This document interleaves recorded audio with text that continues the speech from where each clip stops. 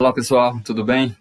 Eu resolvi gravar esse vídeo hoje porque essa semana eu estava atendendo uma paciente com uma queixa de perda de memória e o acompanhante me relata que ele, aproximadamente há 2 meses, teve uma perda de olfato e de paladar que durou aproximadamente uma semana. E ele queria saber o que isso poderia ser. Então vamos lá. Na neurologia, a perda de olfato, o nome que se dá a isso é anosmia, ou quando é uma redução do olfato, a gente usa o termo de hiposmia. E existem várias causas para isso. Algumas pessoas já nascem com perda de olfato.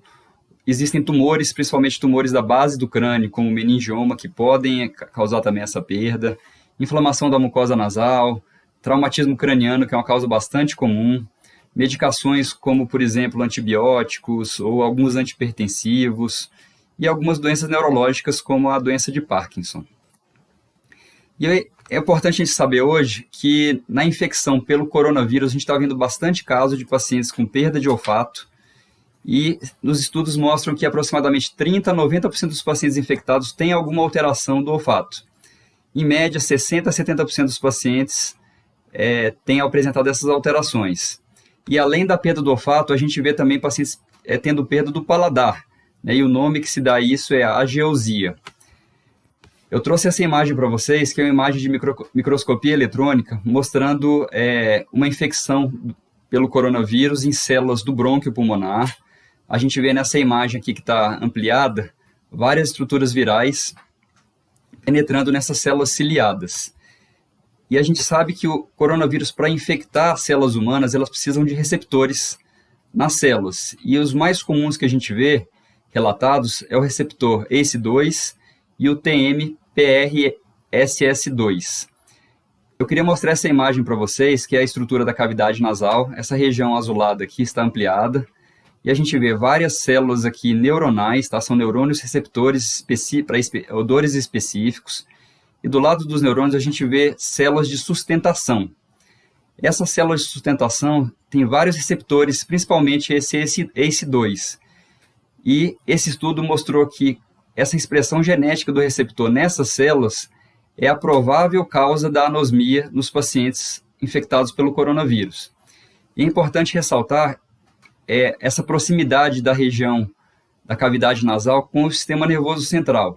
Então a gente vê aqui o osso, que é o osso etimoidal, que é a lâmina crivosa, por onde passam esses feixes dos neurônios, e chegando aqui no bulbo olfatório. Nesse próximo slide aqui eu vou mostrar para vocês novamente, né, aqueles receptores para os odores específicos, passando pelo osso, aqui formando os nervos olfatórios e aqui o bulbo olfatório. Essas fibras nervosas formam o trato olfatório, chegando aqui no trígono olfatório, levando as informações nervosas, informações relacionadas ao cheiro, para o córtex olfatório primário, né, que é o córtex piriforme, e a região da amígdala e a área entorrinal. Eu queria mostrar para vocês esse trabalho também que foi publicado na Itália, né, durante a época da pandemia lá. Uma paciente de 25 anos, que era uma profissional de saúde, que começou a apresentar perda de olfato, fora isso, nenhum outro sintoma. E foi feita uma ressonância magnética nela, e a gente vê essa alteração de sinal no bulbo olfatório, que eu tinha mostrado naquele slide anterior, bilateralmente. Você vê que ele fica mais branco aqui, tá? Além da alteração no bulbo olfatório, a gente vê alteração também no giro reto, do lado direito. Só de um lado aqui, principalmente desse lado do lado direito. Isso mostra pra gente que o vírus não só infectou essas células de suporte, mas penetrou também para o sistema nervoso central. Isso pode causar complicações, como, por exemplo, encefalite viral.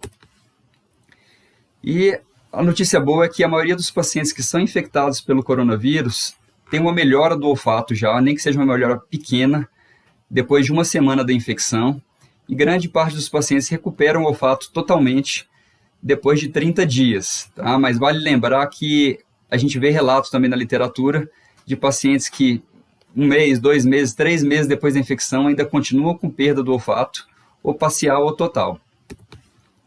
Então, o que eu queria que ficasse para vocês é que qualquer paciente que tiver perda do olfato ou perda do paladar também, a gente sempre deve pensar na infecção pelo coronavírus, né, principalmente nessa época atual, porque esse paciente pode estar infectado, então ele deve fazer isolamento, deve fazer o teste para não transmitir para outras pessoas.